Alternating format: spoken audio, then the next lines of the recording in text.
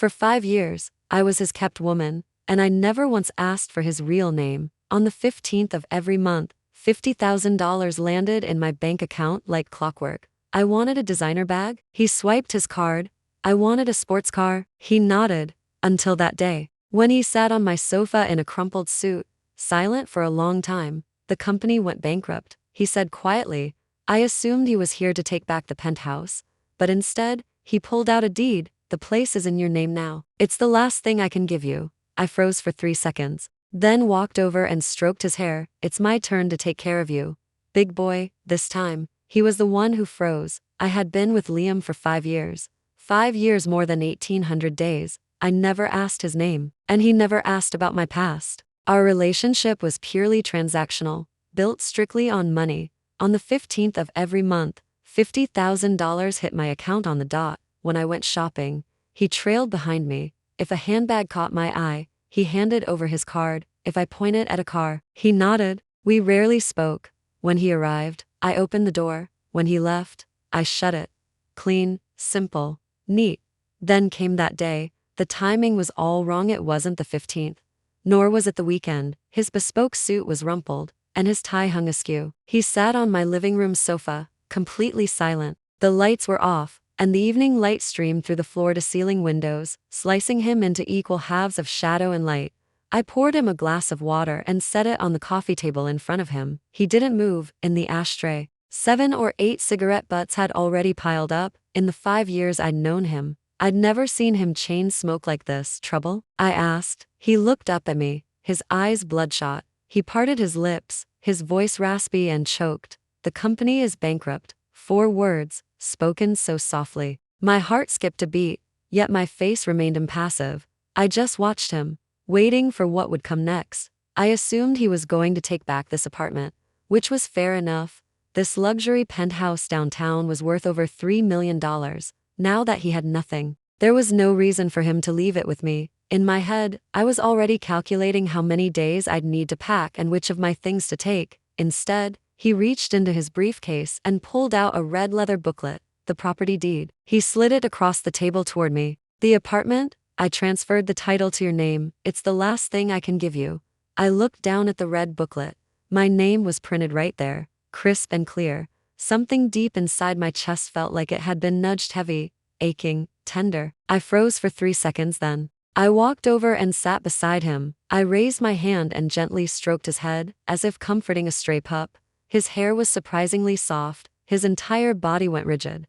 I leaned in close to his ear, mimicking the playful, teasing tone he usually used with me. Silly boy. Guess it's my turn to keep you now. He snapped his head up, his eyes wide with utter disbelief. He just stared at me, completely stunned. The next morning brought brilliant sunshine. When I woke up, Liam was still fast asleep. He was in the guest room. I hadn't allowed him into the master bedroom. That was my rule. I got out of bed and pulled back the curtains. The distant hum of traffic drifted up. The city was awakening. I walked into the kitchen and opened the fridge, completely bare. Aside from a few bottles of mineral water and a box of near-expired milk, there was nothing. Makes sense. I never cooked. Closing the fridge door, I grabbed my phone and opened my banking app. A string of digits appeared on the screen, an 8-figure balance. In 5 years with Liam, he gave me $50,000 every month. I was never one to deny myself luxury. Handbags, cars, fine jewelry, I bought them without batting an eye. Yet I had a habit. Every month when the money arrived, I tucked away 10%, not a huge sum, $5,000. Over 5 years, that added up to $300,000. On top of that, I'd use that money to make a few small investments alongside some friends. Lo and behold, my account sat at a solid $1.2 million. It wasn't outrageously wealthy, but it was more than enough to support myself and one bankrupt Liam. I put down my phone, changed my clothes, and went out. Half an hour later, I returned carrying 2 heavy bags of groceries. Liam was awake, still wearing yesterday's rumpled suit, staring blankly from the sofa. At the sound of the door, he turned to look at me. His gaze was a bit lost, like a child who couldn't find his way home. You're up. Go take a shower and change. I set the groceries in the kitchen and spoke offhandedly. He didn't budge. I reached into a shopping bag, pulled out a new set of men's loungewear along with toiletries, and tossed them into his arms. Bought them in your usual size, should fit. He stared down at the bundle in his lap, silent for a long moment. I didn't bother waiting around. I headed into the kitchen and got to work, rinsing rice, boiling porridge, chopping vegetables for a couple of simple side dishes. Soon, the sound of running water came from the bathroom. By the time I carried the warm porridge and side dishes to the table, he had showered and changed into the loungewear. A plain white t-shirt and gray cotton sweatpants. Stripped of his sharp suits and armor, he looked considerably younger and far more approachable. He pulled out a chair and sat across from me. I handed him a pair of chopsticks. Eat up. He picked up a spoon, scooped a mouthful of porridge, and swallowed it slowly. It was dead quiet. He began suddenly. Don't talk while you eat. I cut in. He shut his mouth. Breakfast ended in complete silence. I cleared the dishes while he remained seated without moving an inch. Only when I stepped back out of the kitchen did he speak again. Emma. It was the first time he had ever called me by my name. I don't need you to support me, he said, his voice low. I can manage on my own. Oh, you have any money left on you? I asked. Silence. Your Porsche Panamera was probably repossessed by the bank, right? Credit cards frozen? Are any of those so-called friends of yours still returning your calls? My rapid-fire questions drained what little color remained in his face. I'll get a job, he insisted stubbornly. Fine, I nodded, crossing my arms as I looked at him. Tell me, Mr. Executive, besides playing boss and signing checks, what else can you do? Build PowerPoint decks, write code, pitch sales? Once again, silence. Years of a pampered, privileged life had eroded whatever basic survival skills he once possessed. I stepped closer, looking down at him. Listen to me carefully, Liam. Starting today, you live under my roof, eat my food, and spend my money. You do what I tell you to do. Don't like it? There's the door. You can leave whenever you want. He stared at me, his lips pressed into a tight line. After what felt like an eternity, he squeezed a single word through his teeth. Fine. On the third day after settling Liam in, trouble came knocking. The doorbell chimed frantically and relentlessly, as if someone were trying to tear my front door off its hinges. I looked through the peephole. A lavishly dressed older woman stood outside alongside a slick, arrogant-looking young man. I recognized them. Liam's mother, Eleanor, and his good-for-nothing younger brother, Logan. I'd seen their faces in business magazines before. I opened the door just a crack, making no move to invite them in.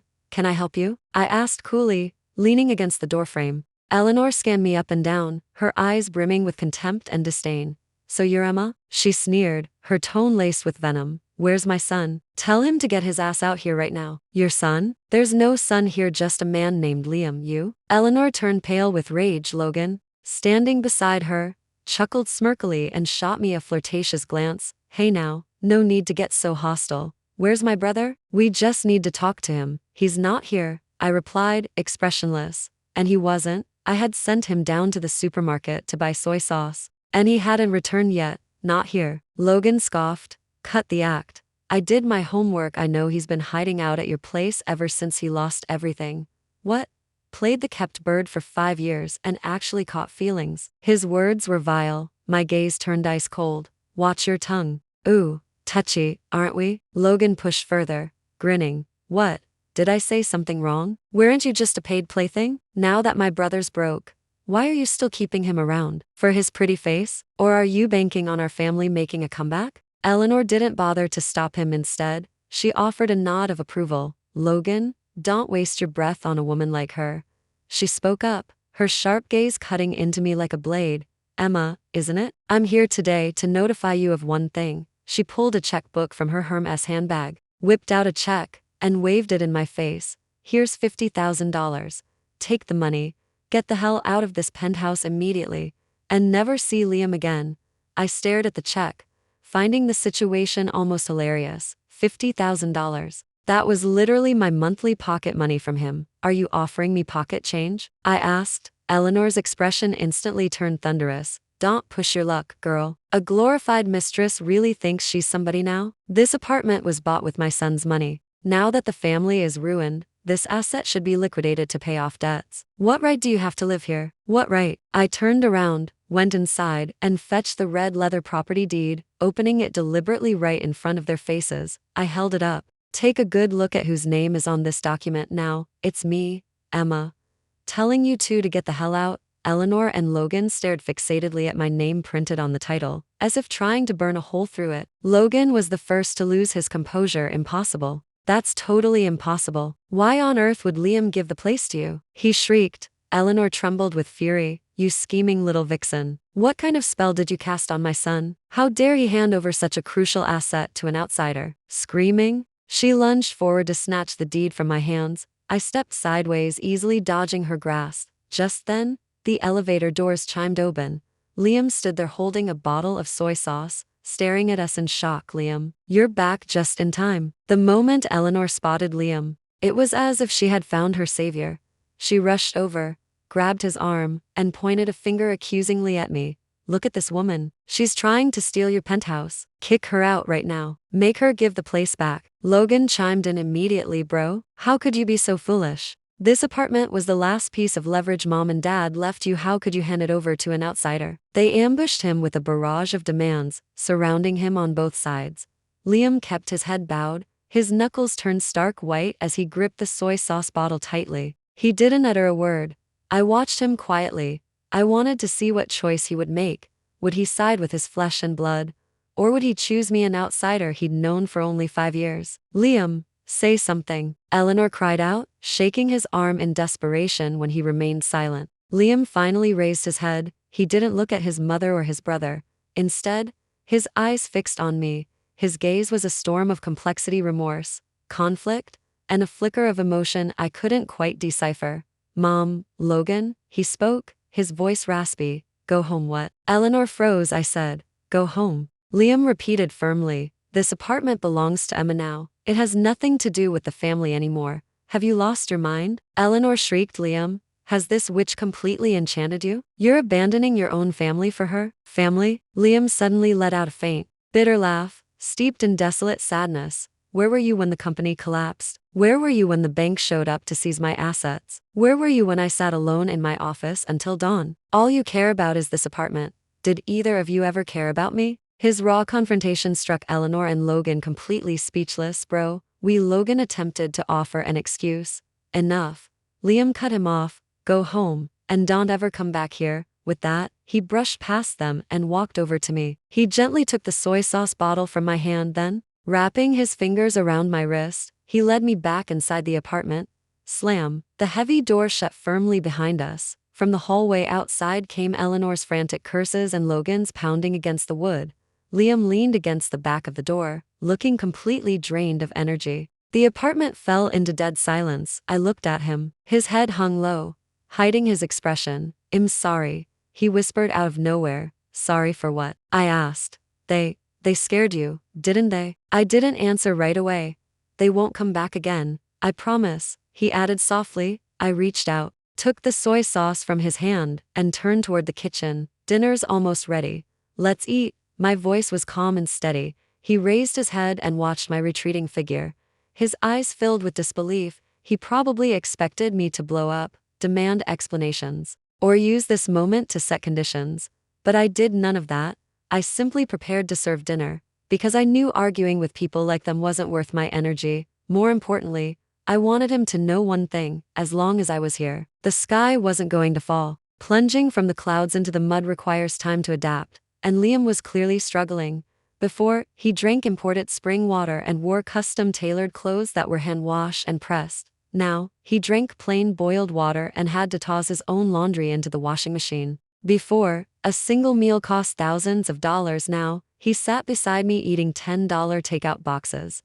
He sank into a visible, heavy depression. He spent most of his days locked inside the guest room, slipping out only at night to pour a glass of water before retreating again. I knew he was running from reality, the harsh truth that he had fallen from a golden prince to a bankrupt nobody. I didn't press him. Some darknesses can only be walked through on one's own. I continued my daily routine as usual. I met with friends and researched prospective business projects. I mapped out every cent of my $1.2 million. A portion went towards sustaining our current living expenses. The rest I planned to use to launch a modest venture.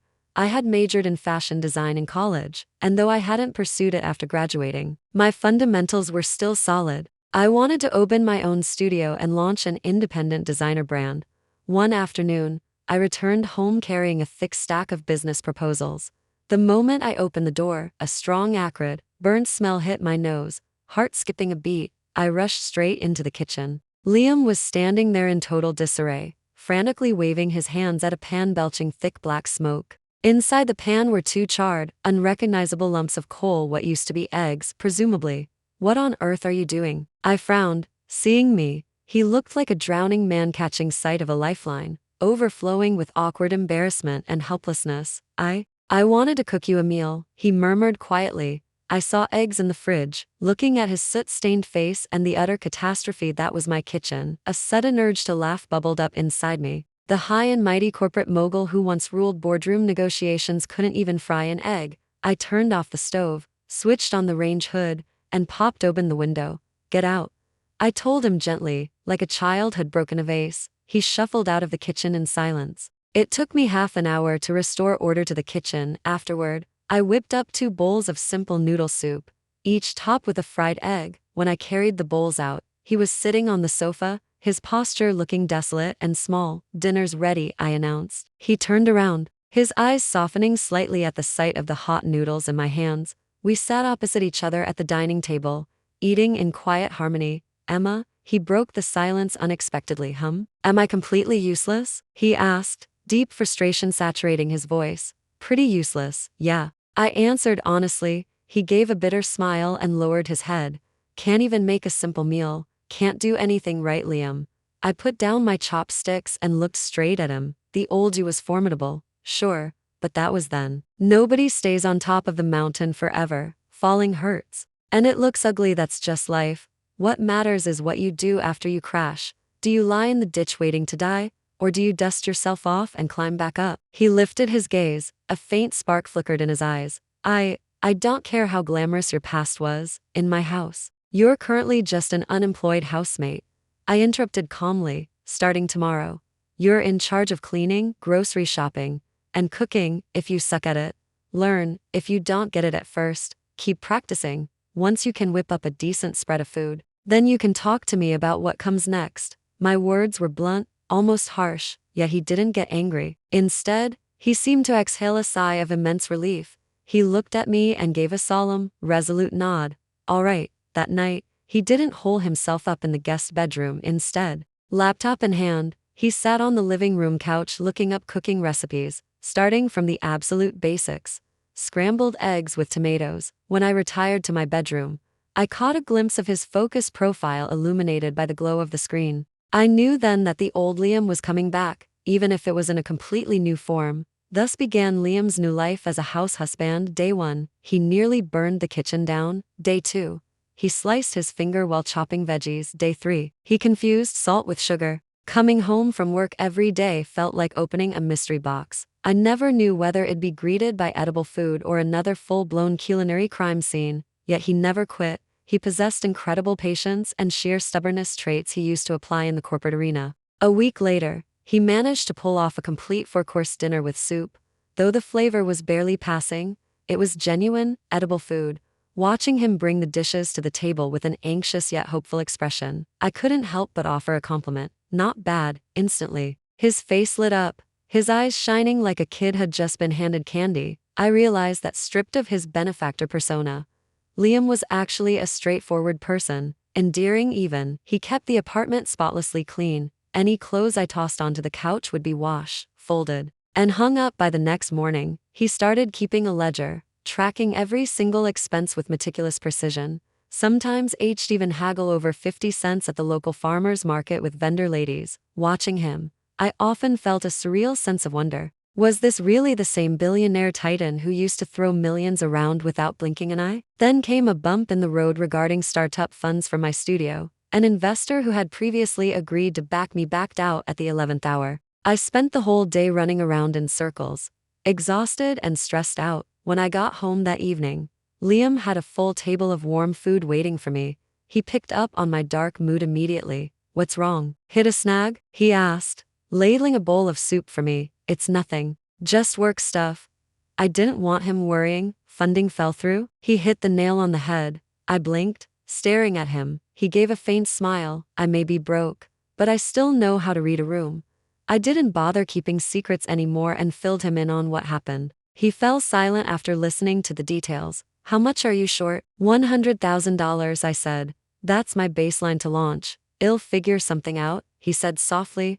I frowned, looking at him skeptically. How are you going to figure it out? Liam, let me make one thing crystal clear. I will not have you groveling to your so-called friends for loans, and I sure as hell won't let you beg your mother. I know, he nodded. I have my own ways. The next morning, he left early. I didn't ask where he was going. When he returned that evening, he looked worn out, however. He placed a bank card right onto the table in front of me. There's $120,000 in here, he said. The pin is your birthday. I stared at him in utter shock. Where did you get this money? I liquidated a few luxury watches from my personal collection, he replied offhandedly. Private physical assets, the banks couldn't seize them. Looking at the card, a storm of mixed emotions surged in my chest. I knew those watches. Every single piece was worth a fortune. Prized possessions he adored. Liam, you, Emma. He cut me off, his eyes burning with intense conviction. You said you'd take care of me. But a man can't comfortably leech off a woman forever. Consider this money my seed investment in your studio. From now on, I work for you. And you pay me a wage. In his eyes glowed a spark I had never seen before, the raw pride and dignity of a man determined to stand tall again. I picked up the card, offering no further resistance. Deal, I said, starting tomorrow. You're the head of logistics for my studio. Salary, $300 a month. He burst into a smile. Thank you, boss. Through our combined grit and hustle, the studio finally opened its doors, overcoming every bump in the road. I rented a small warehouse on the outskirts of town to serve as our office and hired 2 fresh design graduates. I took charge of creative design and client relations. Liam took care of everything else: procurement, reimbursements, administrative tasks. Logistics, he handled it all single-handedly. He adapted with astonishing speed. The former Mr. Vance was now affectionately known around the workspace as Liam. Drive an old second-hand van down to the fabric markets, haggling with vendors over a few bucks per yard. He learned to fix printers, swap light bulbs, and unclog pipes. The 2 young designers absolutely adored him, viewing him as handsome, reliable, and a culinary wizard to boot. Every day around noon, H'd head home, whip up fresh meals, and carry them back in thermal containers. The 4 of us would sit around, sharing lunch together. It was a grounded, cozy warmth I had never experienced in all my 5 years with him. Yet trouble always has a knack for arriving uninvited. One afternoon, Logan abruptly barged into our studio entrance. Tailing behind him were 2 burly, muscle-bound thugs who looked like bad news. Well, big bro, you really are here. Logan sauntered in with a sneer, taking in our modest setup with contempt. I thought you had some backbone left in you. But here you're hiding in a dump like this, playing servant to a woman. The 2 young designer girls were terrified into silence. I stood up immediately, placing myself firmly in front of Liam. Logan, what do you think you're doing here? What am I doing here? Logan scoffed. I came for my dear brother. Obviously, he owes our family a fortune, and he thinks he can just pat his pants and run off. Not a chance. Whatever he owed was settled when the business went under. What more do you want? Settled? Logan laughed as if H heard the funniest joke in the world. Emma, are you really that knave? The debts to the bank were settled, but what about what he owes me? Reaching into his jacket, he pulled out a promissory note. See this? $500,000. Written by his own hand. Black ink on white paper. I glanced back at Liam. Liam's complexion was ghostly pale. Logan, that money. You begged me for an investment loan back then, when the venture failed. You promised you'd clear it yourself. Sure, I said that back then. Logan smirked shamelessly. But I can't pay it now, can I? Bro, who told you to be my older brother? If you don't save my skin, who will? I don't have any money. Liam's voice turned ice cold. No money? Logan gestured aggressively at me. She's got money, doesn't she? She opened a whole studio. Tell her to cough up the 500 grand, and you and I are square. It hit me instantly. He was here to shake us down. Logan, in your dreams. I spat coldly. In my dreams. Logan's face twisted with malice, throwing a glance at the 2 thugs behind him. The thugs immediately moved in, smashing up the room. Fabrics, sample garments, sewing machines were shoved onto the floor with loud crashes. Stop! Liam roared. He charged forward to intervene. One of the thugs shoved him hard. Liam tumbled backward, his head slamming violently against the corner of a heavy work table. Blood spurted instantly, trickling down his face. My heart clenched in sheer horror. Liam. I bolted over, pulling him into my arms. I'm okay, he gritted out, shaking his head gently at me while clutching his forehead. Then, he stood up, step by heavy step. He walked straight up to Logan. Before anyone could react, Liam raised his fist and landed a brutal punch square across Logan's face. Logan went flying down, blood spurting from his nose. You hit me? Logan gasped, clutching his bloody nose in sheer shock. That punch was for Mom and Dad for raising an ungrateful parasite like you, Liam said, his voice terrifyingly cold. He hauled Logan up by the collar like a ragdoll. Boom, another hard right hook. And this one is for myself for being blind enough to trust a scum like you. He released his grip, letting Logan slump onto the floor like a pile of wet mud. Get out. Liam pointed a finger at the door. Take your goons and get the hell out of here. If I ever catch sight of you again, I'll beat you senseless every single time. Intimidated by Liam's sheer fierce dominance, the two thugs hoisted up the groaning Logan and fled the studio scrambling. The workshop was left in total disarray. Liam stood in the middle of the room, blood dripping steadily down his forehead. He looked at me with an intensity and dangerous edge I had never seen in him. Yet beneath that raw fury lay a fragile sliver of fear. He was afraid he had terrified me.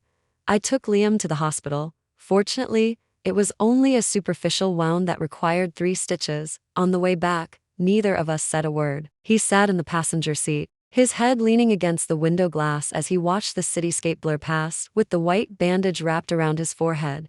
He looked strikingly vulnerable. Once home, I instructed him to sit on the sofa while I fetched the first aid kit to clean his wound. Emma, he called out suddenly. Yeah? Do you think I'm violent and terrifying? He asked in a muted whisper. I paused, my hands and met his eyes. Not at all, I replied. In fact, I thought you looked pretty damn attractive today. He froze, looking up at me. Those 2 punches were long overdue. I added smoothly. He deserved every bit of it. As he looked at me, his eyes welled up with red. A man pushing 30 was standing before me, tearing up like a heartbroken child. I just didn't want them to hurt you again, he choked out, his voice cracking. I know. I sat down beside him, delicately wiping away the dried blood near his bandage. Listen to me, Liam. You're not alone anymore. No matter what happens down the road, I'm right here beside you. He didn't reply in words. He simply reached out and pulled me into a desperate, tight embrace, burying his head into my shoulder. His body shuddered softly. I could feel warm tears soaking through the fabric of my shirt. It was the release of every ounce of suppressed agony and humiliation he'd bottled up for months, and the total surrender of his defenses, placing his complete trust in me. I gently stroked his back, soothing him like a wounded bird. It took a long while for his breathing to steady, releasing me slowly. His rimmed eyes were red, looking adorably sheepish. I'm sorry, I ruined your shirt. It's fine, it'll wash out. The atmosphere grew subtle and intimate, sitting so close. I could see his long eyelashes clearly, along with my own reflection dancing in his pupils. He gazed at me with an intense, captivating depth, as if pulling me into his orbit. My heart fluttered erratically out of nowhere. Feeling flustered, I turned my gaze away. In that instant, he leaned forward. A delicate, tender kiss landed softly on my forehead. I froze completely. Emma. His tone bore a solemn weight I had never heard before. Thank you. With that, he rose to his feet and retreated quietly into the guest room. I sat alone on the sofa, motionless for a long time. Absent-mindedly, my hand drifted up to touch my forehead. The lingering heat of his lips still burned against my skin, scalding hot. The ordeal with Logan wasn't over just yet. 2 days later, Eleanor showed up at my doorstep. This time, she came alone. Instead of causing a scene like before, she sat on the sofa with a remarkably humble posture. Emma, she began softly. About what happened earlier, it was my fault. I apologize. I observed her silently without saying a word. I knew very well that her sudden humility boded no good. Logan was being irresponsible. He deserved getting hit by Liam. She continued smoothly.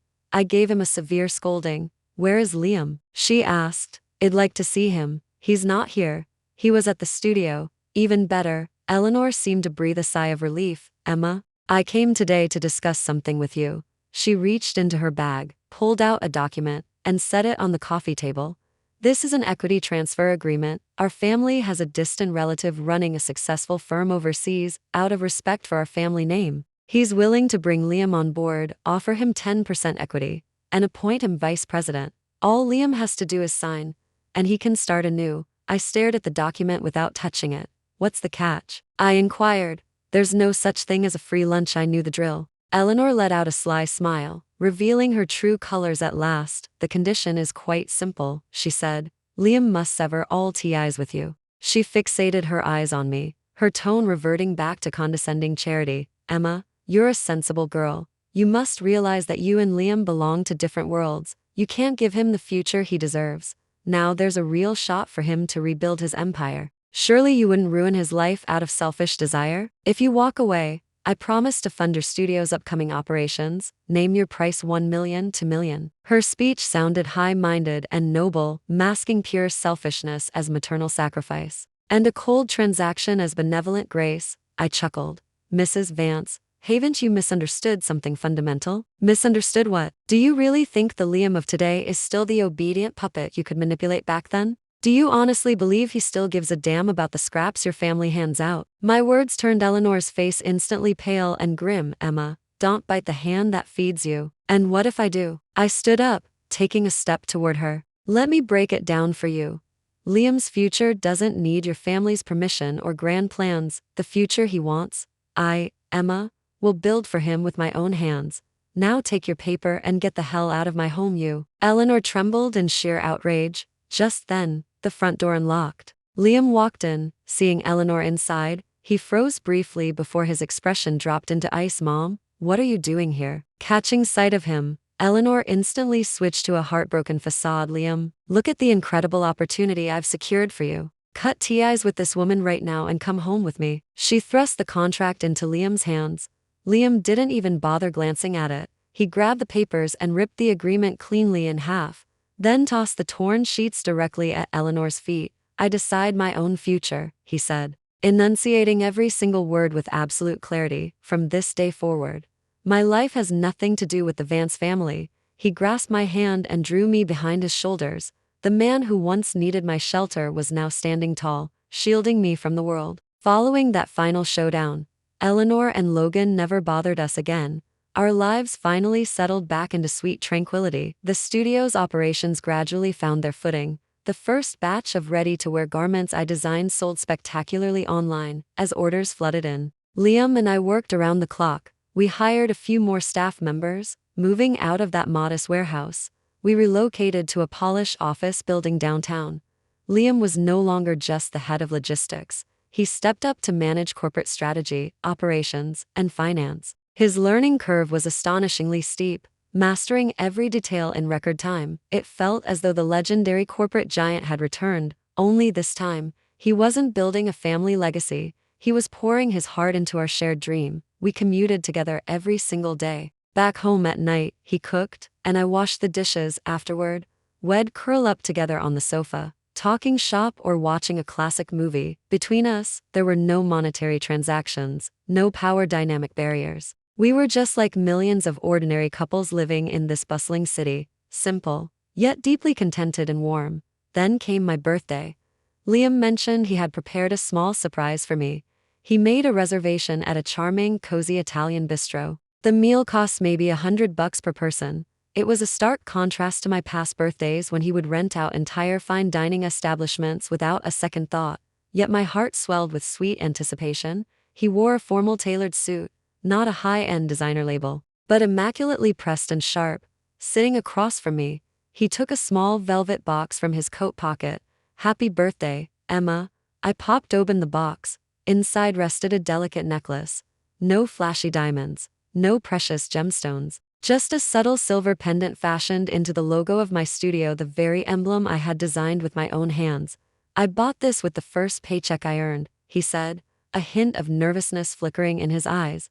It might not be very expensive. I lifted the necklace and asked him to put it on for me. The cool silver touched my skin, yet my chest blazed with overwhelming warmth. I love it, I said softly. It's the most valuable gift I've ever received. He let out a brilliant smile, completely relieved. After dinner, we strolled along the riverbank.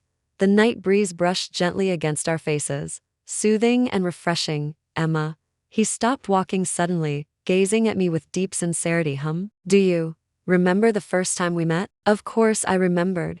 It was at a chaotic, glamorous cocktail party. I was a nobody designer, and he was the heir to the Vance fortune, worshipped by everyone. When someone tried to corner and embarrass me, he stepped in to bail me out.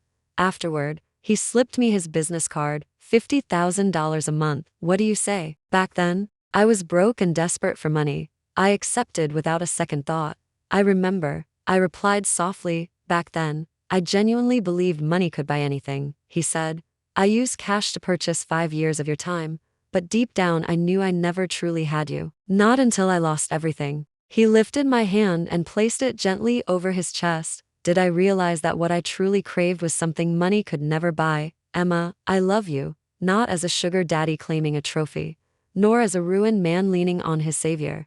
Just Liam, loving Emma. Would you give me a chance to hold you again, this time as your partner? The vibrant neon lights reflecting off the river lit up his eyes, making them shine brighter than the stars.